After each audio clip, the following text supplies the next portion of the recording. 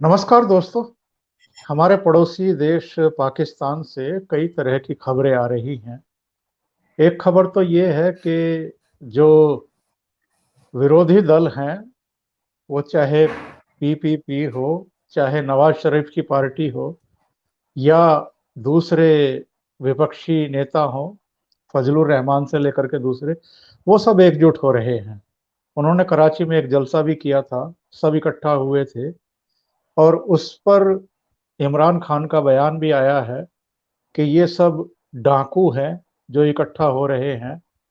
ये डेमोक्रेसी की बात कर रहे हैं। डेमोक्रेसी का पुरोधा तो मैं हूं, जो इस समय प्रधानमंत्री हूं और देश को आगे लेकर के जा रहा हूं। कुछ इस तरह के दावे इमरान खान ने किए हैं। विपक्षी दलों का, खासतौर से नवाज शरीफ का जो हमला है वो सेना पर है, और उनका ये कहना है कि सेना ने ही उनका 5 साल का कार्यकाल पूरा नहीं होने दिया था। साजिशन उनको सत्ता से बेदखल किया ताकि वो अपनी कठपुतली यानी इमरान खान को सत्ता में ला सके, और इस चालबाजी में सेना कामयाब हो गई। सेना के खिलाफ जितनी बुलंद तरीके से आवाजें अब पाकिस्तान के भीतर उठ रही हैं, ऐसी मिसाल कम ही देखने को मिलती है। लेकिन आज हम इन मुद्दों पर तो चर्चा करेंगे ही, इसके साथ साथ जो एफएटीएफ की बैठक होने जा रही है 21 से लेकर के 23 अक्टूबर तक, वर्चुअल मीटिंग है, लेकिन उसमें पाकिस्तान पर अहम फैसला आने की उम्मीद की जा रही है। वो अभी ग्रे सूची में है, वो ब्लैक लिस्ट भी हो सकता है। आप जानते हैं कि एफएटीएफ ने 27 शर्तें पाकिस्तान के सामने रखी थी। अब ये सूचना मिल रही है कि वो केवल 21 शर्तें पूरी कर पाया है। 6 जो बड़ी शर्तें थी उन पर पाकिस्तान ने कोई काम ही नहीं किया है। तो आज मेरे साथ अंतर्राष्ट्रीय मामलों के जानकार डॉक्टर प्रभात राय जुड़े हुए हैं। प्रभात जी, आपका स्वागत है। शुक्रिया जनाब। सबसे पहले तो मैं यही जानना चाहूंगा कि ये जो एफएटीएफ की बैठक होने जा रही है, ये कितनी अहम है। और हमें ये याद रखना चाहिए कि चाहे अमेरिका हो, चाहे यूरोप के दूसरे देश हों, इनमें फ्रांस भी है, इनमें ब्रिटेन भी है, इनमें जर्मनी भी है, ये सब भी जो पाकिस्तान ने स्टेप उठाए हैं आतंकवाद पर उनकी फंडिंग को लेकर के, उससे संतुष्ट नहीं हैं। तो ऐसे में जो 21 से 23 अक्टूबर तक ये मीटिंग होने जा रही है, ये कितनी महत्वपूर्ण है? देखिए, ये बहुत ही महत्वपूर्ण मीटिंग है क्योंकि पिछली वाली मीटिंग में बहुत ही स्पष्ट चेतावनी पाकिस्तान को दी गई थी। एफएटीएफ की मीटिंग में फाइनेंशियल एक्शन टास्क फोर्स, इसको पूरा इसका पूरा का पूरा नाम है। ये दुनिया में जो भी कुछ निगरानी का काम है आतंकवाद को लेकर या अन्य जो मामले हैं जिनमें बहुत ही अतिक्रमण होता है इंटरनेशनल लॉ का, खासतौर से जो इकोनॉमिक इंटरनेशनल लॉ है, तस्करी है, नारकोटिक ड्रग्स का मामला है, टेररिज्म है, ऑल आर बीन ऑब्जर्व्ड। तो ये पूरा का पूरा एक एक तरह की निगरानी काउंसिल है ना? और उस पर एक्शन भी लेती है। ये सिर्फ निगरानी नहीं करती बल्कि उस पर एक्शन एक्शन फोर्स भी है। वो निर्देशित करती है कि इस देश का बायकॉट किया जाए, इस देश के ऊपर आर्थिक प्रतिबंध लगाए जाए। ये इसका मुख्य काम है। तो ये बहुत ताकतवर संस्था है दुनिया की, और इसमें बड़े बड़े मुल्क भी हैं, भारत भी उसमें है। और ये जो पूरी कार्रवाई शुरू हुई है, पाकिस्तान को ग्रे लिस्ट में डाला गया और अब ब्लैक लिस्ट की बात आपने की है, ये पूरी पूरी कार्रवाई भारत के इनिशिएटिव पे शुरू हुई है। सबसे बड़ी बात तो ये है, इसमें इनिशिएटिव अमेरिका का नहीं है, इसमें इनिशिएटिव यूरोप का भी नहीं है। भारत की पहल पर खासतौर से ये इन देशों ने इस तमाम तथ्यों पर विचार करना शुरू किया कि पाकिस्तान एक दुर्ग बन चुका है, एक बहुत बड़ा एपी सेंटर बन चुका है। जो दुनिया में विस्फोट हो रहे हैं, आतंकवादी जो भी कारनामे दुनिया में अंजाम दिए जा रहे हैं, उसका जो मुख्य केंद्र है वो पाकिस्तान है। और इस पर सारी दुनिया के देश कन्विंस हुए। भारत ने वो सबूत दिए कि किस तरह से जो है पाकिस्तान के अंदर जो है किस तरह ट्रेनिंग दी जाती है टेररिस्ट को, किस तरह उनको फाइनेंशियल मदद दी जाती है, किस तरह पेट्रो डॉलर का भी इस्तेमाल किया गया है, तमाम बातें, और किस तरह पाकिस्तान की सेना इनको पालती है। तो ये सारे सबूतों के मद्देनजर पाकिस्तान को पहले ग्रे लिस्ट में डाला गया। इसके बाद एक दोबारा मीटिंग हुई, फिर उसको कड़ी चेतावनी दी गई, दोबारा भी, पिछली बार वाली मीटिंग में भी। तो अब फिर इस बार जो है बहुत संभावना इस बात की है, भारत तो बहुत तेजी के साथ और बहुत सख्ती के साथ इस बात की पैरवी कर रहा है कि इसके कारनामे असली नहीं रुके हैं। ये छोटी मोटी कार्रवाइयां इसने आतंकवादियों के खिलाफ की हैं, लेकिन ये जो बड़े बड़े सरगना है वो आज भी खुलेआम घूमते हैं। वो टेररिज्म के लिए चंदा बटोरते हैं। वो अफगानिस्तान में, भारत में या अन्य देशों में जो आतंकवादी गिरोह काम कर रहे हैं, खासतौर से आईएस जो है, जिसका नाम अब आईएसआई हो गया है, इस्लामिक स्टेट, वो क्योंकि दुनिया का एक बड़ा संगठन बन चुका है। ओसामा बिन लादेन की मृत्यु के बाद अब सबसे बड़ा जो संगठन है वो यही है। तो इसकी कार्रवाइयों का सबसे बड़ा घर पाकिस्तान है। ये सबूत पक्के हैं और इन सबूतों के आधार पर ही हम उम्मीद करते हैं कि अब दुनिया जो है बरगलाए में ना आए पाकिस्तान के। पाकिस्तान तो कह रहा है मैं तो बहुत कार्रवाई कर रहा हूँ। आपने देखा कि कुछ दिन के लिए इसने जैश ए मोहम्मद के और इनके लोगों को, हाफिज सईद जैसे लोगों को अंदर भी किया, वो फिर खोद छोड़ दिए गए, फिर जमानतें हुई उनकी। तो इसलिए पूरी स्टेट, नॉट ओनली मिलिट्री पर ज्यादा इल्जाम दिया जाता है, इवन जुडिशरी। और नवाज शरीफ को जो बेदखल, आपने नवाज शरीफ का अभी जिक्र किया, नवाज शरीफ को बेदखल करने में सिर्फ सेना ही नहीं थी, उस डेमोक्रेटिक प्रोसेस में कठपुतली प्रधानमंत्री बनाने के लिए, क्योंकि नवाज शरीफ सच में वास्तव में हिंदुस्तान के साथ एक बेहतर संबंध बनाना चाहते थे। और उन्होंने बड़े बड़े जनरल्स की मीटिंग में बात खुलेआम कही थी, इंटरनेशनल प्रेस ने उसको कवर किया था, आपने भी कवर किया था, कि ये जो तुम जो है इस कदर कॉर्नर कर दिए जाओगे दुनिया के अंदर कि आप सोच नहीं सकते। दुनिया इस तरह जो है आप जो है पाकिस्तान को कॉर्नर करने वाली है, दुनिया के नक्शे से बेदखल हो जाओगे। ये शब्द उन्होंने सख्त इस्तेमाल किए थे। उसका नतीजा क्या हुआ कि within no time Nawaz Sharif को बर्खास्त कर दिया गया। और उसमें पूरी पूरी राजसत्ता थी। अब राजसत्ता के आप जानते हैं प्रमुख जो डीप स्टेट कहते हैं वो तो आर्मी है। आर्मी जिसे चाहती है कठपुतली बनाती है अपना। नवाज शरीफ को भी उन्होंने कठपुतली बनाना चाहा, नवाज शरीफ नहीं बने। उसका नतीजा नवाज शरीफ को भुगतना पड़ा। आगे भी जो भी आएगा, क्योंकि देखिए स्टेट कैरेक्टर जब तक नहीं बदलेगा पाकिस्तान का, तब तक ये, और जब तक नहीं बदलेगा जबकि दुनिया उसका बायकॉट नहीं करेगी।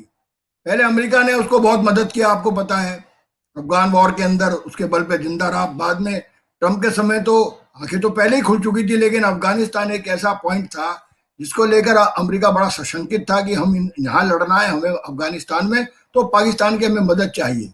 लेकिन हक्कानी नेटवर्क के बार बार जो हक्कानी गिरोह है, उसने जिस तरह की कार्रवाई पाकिस्तान को बेस बनाकर की अफगानिस्तान के अंदर, उसके बाद आंखें खुली अमेरिका की।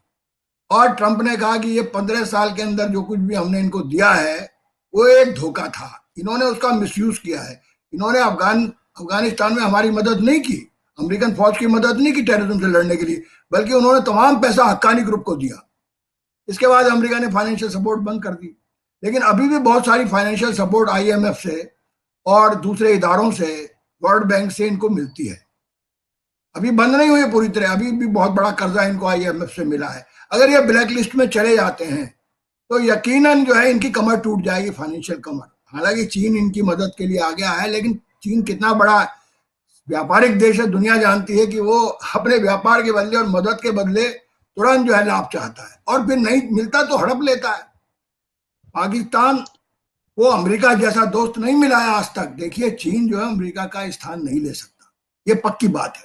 और अगर अमेरिका दृढ़तापूर्वक फाइनेंशियल एक्शन टास्क फोर्स के अंदर भारत का साथ देगा, जैसा कि अमेरिका चाहता है कि हम रणनीतिक एक संधि करें उसके साथ। आप जानते हैं ना, चीन के मामले को लेकर वो काफी कोशिश कर रहा है हिंदुस्तान को दोस्त बनाने का।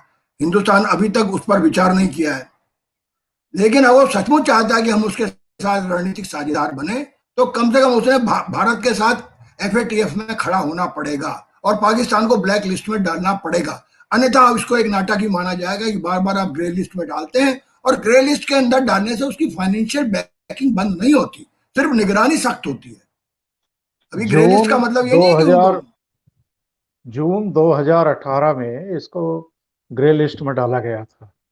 जी जी और जून 2020 बीत चुका है, अब तो बल्कि जी जी नवंबर आने वाला है, तो करीब करीब 2.5 साल हो गए हैं ग्रे लिस्ट में डाले हुए। जी लेकिन जब हम देखते हैं कि चाहे जैश ए मोहम्मद का सरगना मसूद अजहर हो, लश्कर ए तैयबा का हाफिज सईद हो, या जाकिर रहमान लखवी हो, ऐसे आतंकवादी वहां खुले घूम रहे हैं फेस सेविंग के लिए, दुनिया की आंखों में धूल झोंकने के लिए। कभी कभी मीडिया में ये बात फैलाई जाती है कि फला को गिरफ्तार कर लिया है, कोर्ट ने उसको इतने साल की सजा सुना दी है। फिर पता लगता है कि अरे, मसूद अजहर तो मिलिट्री की हिरासत से फरार हो गया है। मिलिट्री की हिरासत से फरार हो गया है, ये इससे ज्यादा हास्यास्पद बात और क्या हो सकती है। तो ऐसी स्थितियों परिस्थितियों में चाहे एफएटीएफ हो, अमेरिका हो, ब्रिटेन हो, फ्रांस हो, जर्मनी हो, भारत हो, कैसे पाकिस्तान पर यकीन कर सकते हैं। देखिए, यकीन तो दुनिया का पाकिस्तान से उठ चुका है। अभी दिक्कत कहाँ आ रही है? अफगान वार को लेकर दिक्कत आ रही है, वो भी अमेरिका के सामने आ रही है, क्योंकि नाटो फोर्सेस को भेजा गया था अफगानिस्तान में। आपको याद होगा 2001 का दौर, जिस वक्त न्यूयॉर्क ट्रेड सेंटर पर बहुत ही बर्बर आक्रमण किया था ओसामा बिन लादेन के ही लोगों ने। और उस वक्त जो है, ओसामा बिन लादेन को मारने के लिए किस कदर अमेरिका को इंटेलिजेंस का उपयोग करना पड़ा, और अंत में कहाँ मिला वो? अंत में मिला वो मिलिट्री के संरक्षण में, पाकिस्तान मिलिट्री के संरक्षण में। हमें अच्छी तरह याद है कि पाकिस्तान की सरकार को अमेरिकन हुकूमत ने अपने कॉन्फिडेंस में नहीं लिया था, और बहुत ही होशियारी के साथ उन्होंने उसको मारा, ओसामा बिन लादेन को। तो ये कहानी बदस्तूर जारी है, इसमें कोई परिवर्तन नहीं आया है। उनका जो चरित्र है, फौज का चरित्र है, मैं हम लोग जानते हैं अच्छी तरह, सारी दुनिया जान गई अब तो। पहले तो भारत ही इस बात को कहता था कि ये जो पूरा का पूरा पाकिस्तानी राज सत्ता का चरित्र है, वो एक मिलिट्री करेक्टर है, वो एक डिक्टेटोरियल करेक्टर है, एक नकाब है सिर्फ लोकतंत्र उनका, सिर्फ एक नकाब है। क्योंकि दुनिया को, अमेरिका को खास तौर से लुभाना है, तो एक डेमोक्रेटिक देश का एक पोज, एक पाखंड उन्हें करना पड़ता था। दुनिया का सबसे बड़ा लोकतांत्रिक देश भारत है, लेकिन बहुत शक्तिशाली देश अमेरिका है, दुनिया का लोकतांत्रिक देश, इसमें कोई शक नहीं। आप कितना भी अमेरिका की आलोचना करें, लेकिन इस बात के लिए दुनिया उसकी प्रशंसा करती है कि लोकतंत्र की जितनी जड़ी गहरे अमेरिका में है, जितना बड़ा लोकतंत्रवादी देश अमेरिका में है, शायद विश्व के पटल पर कोई भी देश इतना अभी शक्तिशाली भी नहीं है। एक जमाने में इंग्लैंड का उदाहरण दिया जाता था, फ्रांस का भी दिया जाता था, जो लोकतंत्र का सबसे बड़ा जनक था। 1917-89 की इंकलाब ही पहली बार लोकतांत्रिक क्रांति ही फ्रांस में हुई थी। फ्रांस आज भी लोकतंत्र का बड़ा प्रहरी है, और एफएटीएफ में सबसे ज्यादा भारत का अगर किसी ने साथ दिया है ना, तो आप अच्छी तरह जानते हैं, मैं भी जानता हूं, सब जानते हैं करीब करीब, वो फ्रांस है। वो अकेला फ्रांस ऐसा देश है दुनिया का जो हर तरह के कट्टरवाद को बुरी तरह से नकार रहा है। अभी देखिए टर्की को जिस तरह से उसने जो है जबरदस्त ढंग से चुनौती दी है अजरबैजान के मामले को लेकर, कोई और देश नहीं दे पाया। हालांकि यूनान से ज्यादा झगड़ा है टर्की का, लेकिन यूनान भी उस तरह से नहीं चुनौती दे पाया। तो एक सबसे बड़ा इस्लामिक, जो अंतरराष्ट्रीय इस्लामिक आतंकवाद है, जिसे हम जिहाद कहते हैं, नॉर्मल और कॉमन लैंग्वेज में जिहादी कहते हैं, खुद भी अपने आप को जिहादी कहते हैं, मुजाहिद कहते हैं जो इनके टेररिस्ट होते हैं इनको। ये बड़े पवित्र नाम थे, लेकिन उन्होंने बड़े ही गंदे नाम और अपवित्र नाम बना दिए, सब अर्थ बदल गए अब जिहाद के। जिहाद तो अपनी बुराइयों के खिलाफ एक जंग का नाम था, जैसा कुरान में लिखा। लेकिन अब जिहाद का मतलब ये हो गया कि जो आपको नहीं माने, जो आपकी बात नहीं माने, आप उसका कत्ल कर दो, सब काफिर है। तो इस जब समय से अगर दुनिया में, प्रभात प्रभात भाई, जब से आतंकवादी संगठनों के खातों पर प्रतिबंध लगे हैं, तब से जी इन्होंने एक दूसरा तरीका तलाश कर लिया है। सोशल मीडिया की जो साइट्स हैं, उनके जरिए ये लोग चंदे की उगाही कर रहे हैं, और इनकी इस चालबाजी की जानकारी भी अंतर्राष्ट्रीय वित्तीय संस्थानों को भी, एफटीएफ को भी मिल चुकी है। तो ये जो धूल झोंकने की कोशिश है, और अभी भी आतंकवादी संगठनों को पल्लवित पोषित करने की जो साजिश है, और लगातार इनकी तरफ से ये प्रयास है कि सीमा पार से अभी भी भेज करके, घुसपैठ करा करके गड़बड़ियां कराई जाएं। ये कितना महंगा पड़ सकता है? जो एफएटीएफ की मीटिंग 21 और से 23 तारीख तक होने वाली है, उसमें पाकिस्तान को कुछ और कड़े प्रतिबंधों का सामना करना पड़ेगा, या जो नीति पिछले 2 ढाई साल से अपनाई जा रही है जून 2018 से, वही ढीली ढाली जो तौर तरीके हैं, वही एफएटीएफ करता रहेगा, चलाता रहेगा इसको? एक बार अगर ब्लैक लिस्ट करते हैं पाकिस्तान को, तो चांसेस हैं कि वहां की सेना को भी, वहां की आईएसआई को भी लाइन पर आना पड़ेगा, क्योंकि वहां पर जो चुनी हुई तथाकथित सरकार है, उसके हाथ में कुछ नहीं है। जो भी कर रही है सेना कर रही है, और सेना ही पाकिस्तान की बर्बादी की वजह है। बिल्कुल ठीक बात, एकदम ठीक विश्लेषण किया आपने, एकदम ठीक विश्लेषण किया। देखिए, लोकतंत्र कभी पल्लवित हुआ ही नहीं पाकिस्तान में। लियाकत अली की हत्या के बाद जो सिकंदर मिर्जा, जनरल सिकंदर मिर्जा के हाथों हुई थी, उन्हीं की साजिश थी। उसके बाद अयूब खान ने सिकंदर मिर्जा का भी तख्ता उलट दिया।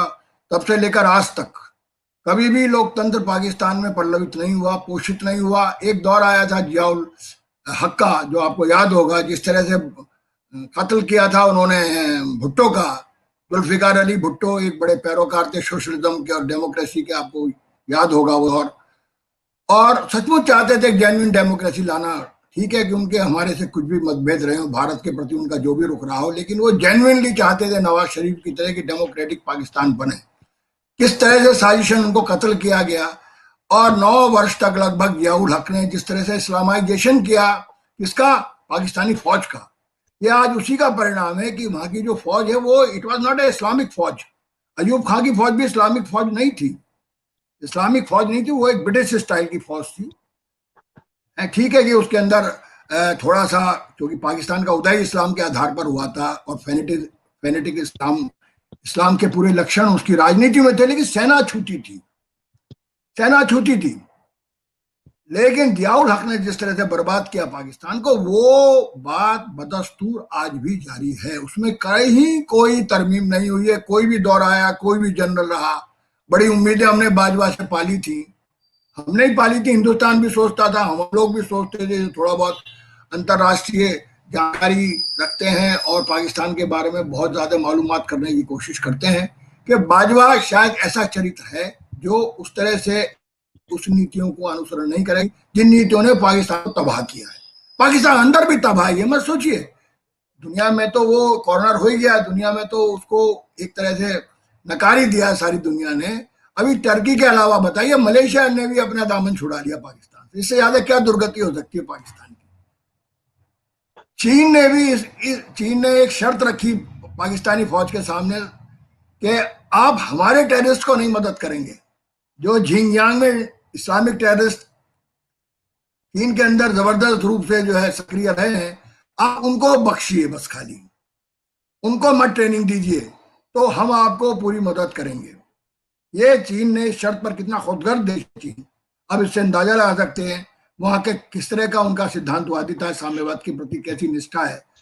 क्योंकि देखिए, चीन भी उतना ही त्रस्त है, रूस भी बुरी तरह त्रस्त है। ऐसा नहीं है कि दुनिया के तमाम, स्पेन में जब हमला हुआ जबरदस्त मैड्रिड के अंदर, आपको याद होगा, इसी तरह लंदन में हमला हुआ। कोई ऐसा मुल्क नहीं है, यही नहीं सिर्फ अमेरिका पर हमला किया है इन इस्लामिक जिहादियों ने, सारे यूरोप को तबाह किया है। इतना जबरदस्त बेल्जियम में भी हमला हुआ है। तो सारा यूरोप खड़ा है फ्रांस के साथ। सिर्फ गड़बड़ी कहाँ है, मैं आपको बताना चाहता हूँ, अभी अमेरिका उतनी दृढ़ता के साथ नहीं खड़ा हुआ है। जिस दिन अमेरिका बहुत दृढ़ता के साथ और सच के साथ खड़ा हो जाएगा, मुझे उम्मीद है अगर ट्रम्प अगर दोबारा आते हैं, अब नहीं मालूम हमें आएंगे नहीं आएंगे, लेकिन अमेरिका में कोई भी आए, इस्लामिक जिहादियों का खतरा अमेरिका को निरंतर बरकरार है। अमेरिका उनका मुख्य शत्रु है। उनका मुख्य शत्रु यूरोप नहीं है उतना बड़ा, उतना ज्यादा बड़ा उनका मुख्य शत्रु अमेरिका। तो अमेरिका को इस बात को समझना चाहिए कि अगर इनकी कमर नहीं तोड़ी जाएगी पाकिस्तानी अर्थव्यवस्था की, क्योंकि चीन अकेला पाकिस्तानी अर्थव्यवस्था को मदद देने में नाकाम रहेगा हर हालत में, हर हालत में। इसलिए आईएमएफ और वर्ल्ड बैंक, ये दो ऐसी बड़ी संस्थाएं हैं वर्ल्ड की, जो अरबों खरबों का, अभी देखिए कितना बड़ा कर्जा दिया आईएमएफ ने, आपको मालूम होगा। अभी अभी ज्यादा वक्त नहीं गुजरा है, अभी इमरान खान चक्कर लगा के आए, तो ये पूरी तरह से ये अमेरिका को समझना होगा, क्योंकि आज भी दुनिया में महाशक्तियों में अगर कोई गिना जाता है तो अमेरिका ही पश्चिम की सबसे बड़ी महाशक्ति है। पूरब की महाशक्ति तो कोई लोग चीन को कहने लगे, हालांकि उस तरह से चीन भी महाशक्ति नहीं है, रूस भी नहीं बना उस तरह की महाशक्ति।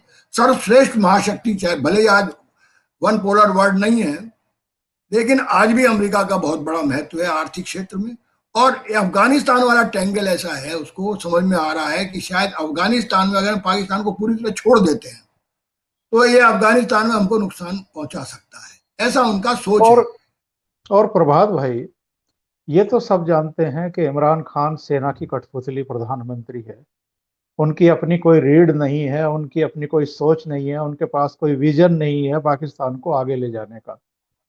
एक क्रिकेटर था, क्रिकेटर के आगे वो कभी बढ़ नहीं पाया, बल्कि नीचे की तरफ गया है। उनकी लोकप्रियता, उन्होंने जो झांसे दिए थे नया पाकिस्तान बनाने के, वो सब सपने लोगों के टूट चुके हैं। पाकिस्तान पूरी तरीके से कर्ज में डूबा हुआ देश है, आर्थिक तौर पर कमजोर है, पूरी दुनिया में अलग थलग हो चुका है, कोई भी उसके साथ नहीं खड़ा है। ऐसे में सेना के खिलाफ और इमरान खान के खिलाफ जिस तरीके से वहां विपक्ष एकजुट हो रहा है, चाहे नवाज शरीफ की बेटी मरियम हो, या बेनजीर का बेटा बिलावल हो, या विपक्ष का एक धार्मिक नेता जो अब सियासी नेता बन गया है फजलुर रहमान हो, ये सब लोग जब कराची में एक बड़ी जनसभा में एक साथ मंच पर इकट्ठा आते हैं तो इमरान खान की बौखलाहट देखने को मिलती है, और निश्चित रूप से सेना को भी अच्छा नहीं लग रहा होगा। लेकिन क्या ये विपक्ष भले ही मौका परस्ती के चलते एक साथ आया हो, चूंकि अलग अलग सब पर कुछ ना कुछ आरोप लगा करके उनको सिंगल आउट करने की कोशिश इमरान सरकार ने और मिलिट्री ने की थी, विपक्ष का एकजुट होना ये तो दिखाता है कि मिलिट्री के प्रति और इमरान खान के प्रति जो इस समय विरोध की स्थिति है पाकिस्तान में, उसको ये लोग भुनाना चाहते हैं, कैश करना चाहते हैं। पर जिस तरह का सेना का चरित्र रहा है, सेना इस मुहिम को सफल होने देगी? देखिए, सेना बड़ी चालाक है पाकिस्तान की। जो करेक्टर ऑफ मिलिट्री है वहां का, वो बड़ा शातिर है। वो कोई ना कोई अपना मोहरा विपक्ष में ढूंढ लेते हैं। उनकी सबसे बड़ी कामयाबी, मैंने कहा ना, जनरल जनरल सिकंदर मिर्जा से लेकर आज तक वही वही वही हुकूमत करते रहे। थोड़ा सा पीरियड जुल्फिकार अली भुट्टो का है, थोड़ा सा पीरियड, और क्या हश्र हुआ उनका ये भी दुनिया जानती है। थोड़ा सा पीरियड नवाज शरीफ का है। बीच में एक बार हमारे मुशर्रफ साहब ने, जनरल मुशर्रफ ने किस तरह तख्ता उल्टा था उनका करगिल वाले मामले को लेकर, आपको मालूम है। वो चाहते थे दोस्ती करना अटल बिहारी वाजपेयी। अटल बिहारी वाजपेयी प्रधानमंत्री थे और बड़ी उम्मीदों के साथ जो है दोनों देश देख रहे थे, नवाज की तरफ और अटल बिहारी की तरफ। ये जो जंग है, ये जो कश्मीर में हमारे लोग मारे हैं, उनके भी मारे जा रहे हैं, इसका खात्मा होगा। क्योंकि ये कश्मीरी एक प्रॉब्लम है जिसके बल पर ये मिलिट्री वहां पर जी है। इसको हम कहते हैं ये बड़ी ग्रंथि है, बहुत बड़ा कॉम्प्लेक्स है कश्मीर उनके दिमाग में। कश्मीर के बल पर वो पाकिस्तान, क्योंकि देखिए पाकिस्तान जो है वो कोई देश नहीं है। Pakistan is not a country, it's not a natural country. Pakistan basically एक फास्ट क्रिएशन है ब्रिटिश साम्राज्यवाद की, और उसका नतीजा 1971 में हम देख चुके। अगर वो राष्ट्र होता तो कभी खंडित नहीं होता इस तरह, है ना। वो अपने अपने कर्मों से खंडित हुआ। दुनिया की शक्तियों ने जर्मनी को खंडित किया था, वियतनाम को खंडित किया था, लेकिन पाकिस्तान अपने कारनामों से खंडित हुआ। कोई महाशक्ति उसको खंडित करने नहीं आई थी। तो ये जब ही तय हो गया था कि पाकिस्तान एक नेशन के रूप में एग्जिस्ट नहीं करेगा, वो उसका कोई मुस्तकबिल नहीं है, उसका कोई भविष्य नहीं है एक राष्ट्र के रूप में, क्योंकि राष्ट्र है ही नहीं। वो धर्म के नाम पर कभी राष्ट्र बनता भी नहीं है, राष्ट्र बनते हैं संस्कृतियों के नाम पर। दुनिया में, दुनिया का इतिहास बताता है, जो राष्ट्रवाद का जो उदय हुआ है, इटली इसका सबसे बड़ा उदाहरण है। तो पाकिस्तान को हम इसलिए प्राकृतिक राष्ट्र कहते हैं। ये एक सांस्कृतिक राष्ट्र नहीं है, ये पागलपन से भरा हुआ एक मजहबी राष्ट्र है, और मिलिट्री उसको संचालित कर रही है। तो मिलिट्री का जो करेक्टर है वो बेसिकली पाकिस्तान को तब तक एक रखता है, जो बचा खुचा पाकिस्तान है, जब तक वो कश्मीर का नारा बुलंद करके और हिंदुस्तान के खिलाफ एक बर्बरकार, एक शत्रुतापूर्ण वातावरण पाकिस्तान ने बनाए रखे। अभी बलोचिस्तान का उदाहरण लीजिए, अब सिंध का उदाहरण लीजिए, कितने कितने खित्तों के अंदर पाकिस्तान के बुरी तरह विद्रोह है। 5 लाख लोगों को फौज मार चुकी है बलोचिस्तान में, सारी दुनिया जानते हैं, सारी दुनिया जानती है। 50 लाख लोग वहां दरबदर हो चुके हैं बलोचिस्तान के युद्ध में। 10 वर्ष से वो युद्ध जारी है, सिर्फ मिलिट्री चला रही है उस युद्ध को, कोई राजनीति नहीं है वहां पर, कोई पॉलिटिकल पार्टी नहीं है। तो दिक्कत यह है कि पाकिस्तान की सेना का चरित्र तो जब सुधरेगा जब पाकिस्तान खत्म होगा, और पाकिस्तान अपने कर्मों से फिर खत्म होगा। ये फौज को समझ में नहीं आ रही बात, क्योंकि उसके वो जिस कदर भ्रष्ट है सरकार, जिस तरह से भ्रष्ट है वहां के राजनेता, उससे 10 गुना भ्रष्ट है वहां के मिलिट्री ऑफिसर, सब जानते हैं। किस कदर संपदा जो है वहां के जनरल्स ने बनाई है, किस कदर उनके अपने अपने मार्केट्स हैं, उनके अपने जो है मॉल्स हैं फौज के। आप कल्पना नहीं कर सकते हिंदुस्तान में बैठकर कि मिलिट्री इस कदर कहीं शक्तिशाली हो सकती है। और जगह भी दुनिया में मिलिट्री हुकूमतें रही हैं, स्पेन में रही है, आप जानते हैं, अभी जनरल फ्रैंको थे वहां पर, और जगह की मिलिट्री, अभी थाईलैंड में भी हमने देखी है फौज की हुकूमत, अभी थोड़े दिन पहले तक, अभी हमने बर्मा में भी देखी है हुकूमत फौज की। लेकिन कहीं भी फौज ने मॉल्स नहीं बनाए, फौज ने कहीं प्रॉपर्टीज क्रिएट नहीं की अपनी निजी, मिलिट्री के अलावा। ये अकेला देश दुनिया का ऐसा है जहां फौज ने अपनी एक बड़ी भारी एक एम्पायर खड़ा किया है, एक इकोनॉमिक एम्पायर खड़ा किया है। राजनेताओं का तो हमने सुना है कि राजनेता अपना एम्पायर खड़ा कर लेते हैं, विदेशों में धन जमा करा देते हैं। पाकिस्तान के सियासतदानों ने भी, भुट्टो ने भी इसके ऊपर यही इल्जाम लगा था बेनजीर के खिलाफ, कि उसने जो नवाज शरीफ के खिलाफ भी यही इल्जाम लगा कि उसने तमाम प्रॉपर्टीज इंग्लैंड में खरीदी हैं। लेकिन मिलिट्री ऑफिसर्स ने जिस तरह से अमेरिका के अंदर तमाम देशों में, इन पाकिस्तान के अंदर अपनी निजी प्रॉपर्टी खड़ी की है, तो उसका बहुत बड़ा वेस्टेड इंटरेस्ट जो है वो एक आर्थिक शक्ति बन चुकी है बहुत बड़ी, अलग से भ्रष्ट राष्ट्रीय शक्ति मिलिट्री। और मुझे कोई सूरत नजर नहीं आती अभी फिलहाल, कोई करिश्मा खुदा कर दे तो मुझे मालूम नहीं कि फौज का चरित्र बदलेगा। जब तक फौज का चरित्र नहीं बदलेगा तो विपक्ष का कोई भी व्यक्ति आएगा, फौज उसको मैनेज करेगी। जो आपका सवाल बड़ा मौजू और माकूल है, बहुत बढ़िया आपने प्रश्न उठाया कि क्या इससे उम्मीद की जाए कि जो भले ही मौका परस्त विपक्ष है, क्या वो कोई नई तस्वीर, कोई नया पाकिस्तान बना पाएगा? ये उम्मीद हमने कई बार पाली है। हमने नवाज शरीफ से ही पाली थी उम्मीद, वो भुट्टो साहब से ही पाली थी हमने उम्मीद है।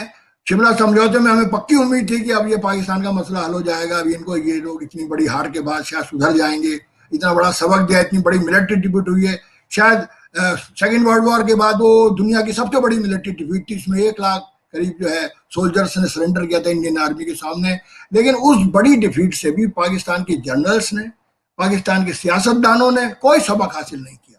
वो बदस्तूर कश्मीर में उसी तरह से कारगुजारियां करते रहे।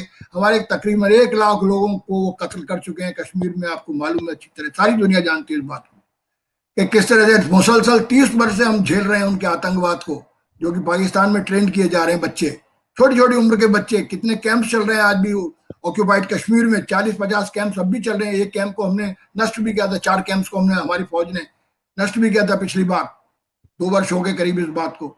तो मेरा सिर्फ कहने का मतलब यह कि हमें कोई उम्मीद नहीं पालनी चाहिए। वो जो मौलाना है ना, जो इनकी अगुवाई कर रहा है, वो उसका चरित्र क्या है आप जानिए, वो हाफिज सईद का अब्बा है। वो नेवर कंफ्यूज दीज मौलाना ज्यादा रियल प्रॉब्लम्स ऑफ पाकिस्तान। ये मिलिट्री और ये मौलाना, ये 2 ही सबसे बड़े कैंसर हैं पाकिस्तान के लिए, क्योंकि ये इन मौलानाओं का इस्तेमाल करके ना, इन्हीं मुल्लाओं का इस्तेमाल करके इसने जो है ना मिलिट्री जो है वो शासन करती रही है। इस वक्त जो है मुशर्रफ ने, आपको याद होगा, लाल मस्जिद पे हमला किया था, दुनिया चकरा गई थी। इन्होंने तो पाले हैं मिलिट्री वालों ने, सिर्फ दुनिया को दिखाने के लिए लाल मस्जिद पर हमला किया गया था। तब भी हमने जब भी कहा था ये लाल मस्जिद का पर जो हमला है जिहादियों पर, ये नाटक है, ये खत्म नहीं करेंगे इन्हें। जो आपने बहुत बढ़िया अभी बात कही कि सिर्फ media propaganda, just to show international media, देखिए हम जिहादियों के खिलाफ कार्रवाई कर रहे हैं। कराची बंदरगाह नष्ट कर दिया था इन जिहादियों ने, आपको याद होगा, थोड़े दिन पहले मिलिट्री बेस पर हमला किया था। कोई दुनिया की दूसरी मिलिट्री होती खाक में मिला देती इनको। लेकिन ये तो उन्हीं के बल पर ही राज सत्ता चला रहे हैं। इमरान को हटाकर, इमरान तो एक पपेट है, सिर्फ एक पपेट है। वो तो सोच भी नहीं सकता कि वो मिलिट्री की कभी मुखालफत करेगा या उसके खिलाफ कभी खड़ा होगा। लेकिन ये जो विपक्ष है ना, ये मौलाना की अगुवाई में भी एक नाटक है। मेरा अपना सोचना ये है कि इससे बहुत उम्मीदें नहीं पालनी चाहिए, क्योंकि ऐसा कोई भी दृढ़ नेता नहीं है। आज नवाज भी इतने कमजोर हो चुके हैं, मरियम भी उतनी बड़ी लीडर नहीं बन पाई है। बिलावल भुट्टो का जो करेक्टर है वो दुनिया को पता है, वो बेनजीर भुट्टो जैसा भी शक्तिशाली नहीं है। बेनजीर तो इसलिए, उसका कत्ल किसने कराया? बेनजीर का मिलिट्री ने तो कराया कत्ल। किसने कराया? क्योंकि बेनजीर अपने पिता की तरह थी। सचमुच आप कितनी भी बात कहें, ये जो पीपुल्स पार्टी ऑफ पाकिस्तान है, ये अद्भुत पार्टी है, ऐसी पार्टी नहीं है पाकिस्तान में। लेकिन इनके लीडरों का किस तरह कत्ल कराती रही है मिलिट्री। क्या लोग ने कत्ल कराया, वो तो एक it was a judicial murder. Zulfikar Ali Bhutto का, बेनजीर का तो किस तरह से बेरहमी से मिलिट्री एजेंट्स ने कत्ल किया, सबको मालूम, सारी दुनिया जानती है, आज तक किसी को सजा हुई। तो इसलिए मैं ये कहता हूं, जब तक मिलिट्री कैरेक्टर नहीं बदलेगा, वहां पर मिलिट्री कमजोर नहीं होगी, जब तक मिलिट्री की जो शक्ति है, जो अपार शक्ति उसके पास है, आर्थिक शक्ति भी है उसके पास, बंदूक की शक्ति भी है उसके पास, सब तरह की शक्ति आज फौज के पास है। खरबों खरबों रुपया मिलिट्री के लोग के पास है, अपना पर्सनल, उनके जनरल्स के पास। जैसे कभी पॉलिटिशियन चलाते हैं ना डेमोक्रेसी को, आपको मालूम है ना, जिस तरह से ये डेमोक्रेसी बहुत जगह फंक्शन करती है ना दौलत के बल पर, वहां दौलत भी है और बंदूक भी है, दोनों है उनके पास। तो इसलिए मुझे बहुत उम्मीद नहीं है इस विपक्ष से फिलहाल। मेरा तो अपना सोचना ये, हालांकि उम्मीद नहीं छोड़नी चाहिए कभी भी। हम भी ये समझते हैं वो हमारे ही भाई हैं, और जरूर एक दिन डेमोक्रेटिक बनेंगे, एक दिन हिंदुस्तान के साथ मोहब्बत करेंगे। लेकिन अभी निकट भविष्य में, जब तक ये सारी दुनिया नहीं खड़ी हो जाती उनके खिलाफ, इवन चीन भी, चीन देखिए उनको इस समय ऑक्सीजन दे रहा, अमेरिका चला गया तो चीन ने अपना ऑक्सीजन सिलेंडर लगा दिए, ग्वादर तक जो है जिस तरह से वो इन्वेस्टमेंट कर रहा है। और चीन खुद एक डिक्टेटोरियल कंट्री है, चीन कोई डेमोक्रेटिक कंट्री नहीं है। अमेरिका तो एक डेमोक्रेटिक कंट्री था। जब इतना बड़ा डेमोक्रेटिक कंट्री दुनिया का, जिसके साथ 30 साल तक उसकी दोस्ती रही, समझिए कि ये दोस्ती खत्म हुई है 2001 में, ढीली पड़ी है, खत्म तो आज तक नहीं हुई वो दोस्ती। एक दुराव आया था जबकि न्यूयॉर्क ट्रेड सेंटर पर हमला हुआ था और उसकी साजिश पाकिस्तान में रची गई। उस समय थोड़ी सी दरार आई थी, लेकिन वो दरार जो थी वो अब बड़ी बनी है ट्रंप के समय में। वो इतनी बड़ी खाई बन जाए कि जब इतना बड़ा डेमोक्रेटिक कंट्री कैरेक्टर नहीं बदल पाया पाकिस्तान का, तो चीन जैसा डिक्टेटोरियल कंट्री कैसे बदल देगा। वो तो और ज्यादा मजबूत बनाएगा वहां की तानाशाही को। चीन जिस तरह नेपाल के अंदर साजिशें कर रहा है, तो चीन का कैरेक्टर भी तो हमें समझना चाहिए, जो आज उसका सबसे बड़ा खैर ख्वाह और सबसे बड़ा दोस्त है अमेरिका के बाद। रशिया जो है, रशिया पीछे आया था उसकी मदद के लिए। पुतिन साहब लगा था कहीं पाकिस्तान को बहुत ऑक्सीजन ना देने लगे चीन के चक्कर में, लेकिन वो कम से कम उनको समझ में आ गई बात, और उन्होंने अफगानिस्तान को लेकर बहुत साफ रुख इख्तियार किया रशिया ने। तो दो बड़ी शक्तियां कम से कम आज पाकिस्तान के विरुद्ध हैं, अमेरिका और रूस। और यूरोप भी अपने आप एक महाशक्ति है आज। यूरोप, जिसे आप यूरोपियन यूनियन कहते हैं, वो एक सम्मिलित रूप से महाशक्ति है। अच्छा, नाटो की जो शक्ति आती है वो यूरोप से ही आती है, जिसे आप नॉर्थ अटलांटिक ट्रीटी ऑर्गेनाइजेशन कहते हैं, जो अमेरिका की बहुत बड़ी शक्ति है, जिसके बल पर उन्होंने इराक पर हमला किया, जिसके बल पर उन्होंने अफगानिस्तान को ढाया, मुल्ला उमर को। वो नाटो है, it's not American forces alone. तो इसलिए यूरोप एक बड़ा अखलाकी और बड़ा नैतिक एक हिस्सा है, एक इदारा है यूरोपियन यूनियन, जो अमेरिका को मजबूर करेगी, एक दिन जरूर मजबूर करेगी कि वो पाकिस्तान को दरकिनार करे दुनिया के अंदर, और इन्हें अपनी औकात बताए ये किस तरह दुनिया के लिए सिरदर्द बन चुके हैं, और कोई भी ग्रे लिस्ट और कोई भी आर्थिक प्रतिबंध इनको ढीला नहीं कर पा रहा है।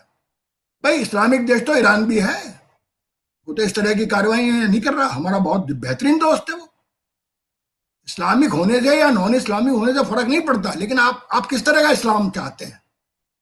इनका जो इस्लाम है वो इस्लाम है ही नहीं, वो तो एक आतंकवाद। इस्लाम तो एक नकाब है इनका, सिर्फ एक नकाब है। तो इसलिए मेरी तो कोई उम्मीद नहीं है फजलुर रहमान से, और क्योंकि बिलावल भुट्टो का चरित्र भी वैसा नहीं है जैसा बेनजीर भुट्टो का चरित्र था, भले उसका बेटा है आज वो।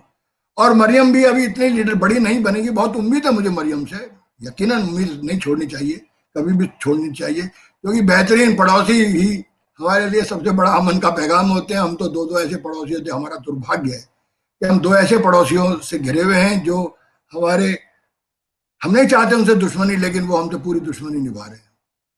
पाकिस्तान ने तो जो जैसी दुश्मनियां। प्रभात भाई, बहुत बहुत धन्यवाद आपका। आपने बहुत सारे मसलों पर अपनी राय रखी है। चीन भी और पाकिस्तान भी हमारे दोस्त तो हैं ही नहीं, और जो आपने कहा कि पाकिस्तान के लोग हमारे भाई हैं, 1947 से पहले थे, अब नहीं है।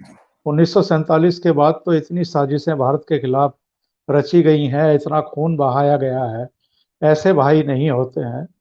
तो सबकी निगाह नहीं, है। मेरा बस ये बात वहां के आवाम के लिए थी, हुकूमत के लिए नहीं थी। बहुत बहुत धन्यवाद शुक्रिया, आपका जुड़ने के लिए। शुक्रिया, थैंक यू सो शुक्रिया, मच, थैंक शुक्रिया, यू सो मच। शुक्रिया।